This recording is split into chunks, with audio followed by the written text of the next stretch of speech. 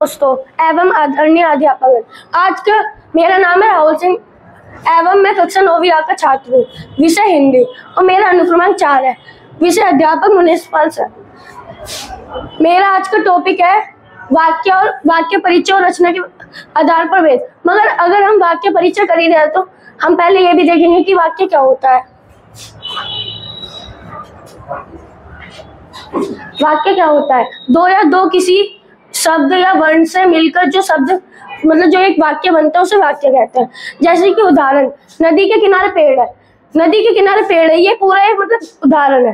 But अगर हम इसे ऐसे लिख दें किनारे नदी पेड़ क्या है, इसमें वाक्य तो पूरा है मगर शब्द नहीं है। इसलिए जो दो या दो शब्द से मिलके पूरे पूर्ण वाक्य को बनाते हैं उसे वाक्य कहते हैं।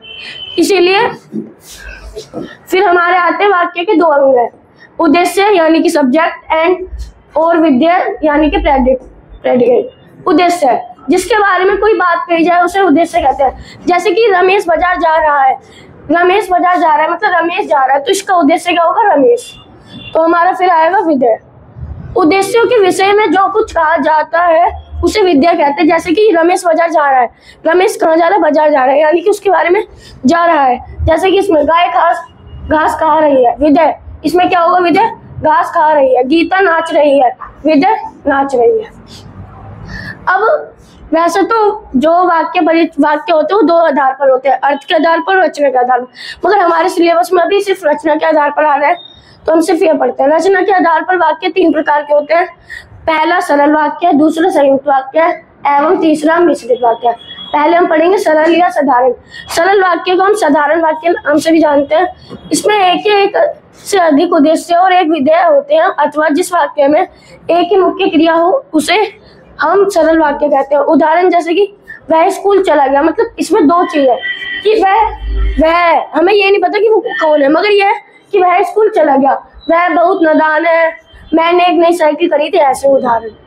तो हमारा अगला आएगा संयुक्त वाक्य, जिस वाक्य में दो या दो से अधिक। पिछले वाले में हमारे सिर्फ 2 थे, मगर इसमें जिस वाक्य में 2 या 2 से अधिक स्वतंत्र या मुख्य उपवाक्य समान योजक से जुड़े हों वह संयुक्त वाक्य कहलाते हैं। जैसे कि उदाहरण में हम देख सकते हैं कि माताजी घर आई और खाना बनाया। अब इसमें क्या होता है कि माताजी घर भी आई और खाना, मतलब इसमें 2 बार बताया जा रहा है विधेय को। जैसे कि माताजी घर आई, एक तो घर आई हो गया और दूसरा खाना बनाया, मतलब एक साथ।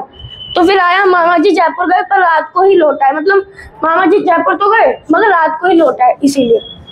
तो फिर अगला है हमारा मिश्रित वाक्य, जिस वाक्य में एक से अधिक वाक्य मिलो उसे किंतु एक प्रधान उपवाक्य तथा शेष आश्रित उपवाक्य और मिश्रित वाक्य कहलाता है।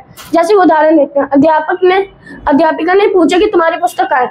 इसमें मतलब वाक्य तो एक है मगर इसमें 2 विधेय आ जाए, मतलब 2 उद्देश्य आ जाए। जैसे कि अध्यापिका ने पूछा कि तुम्हारी पुस्तक कहाँ है, एक तो अध्यापिका हो गया और एक तुम्हारी। इसमें अमित ने बताया कि उसे दाखिला मिल गया।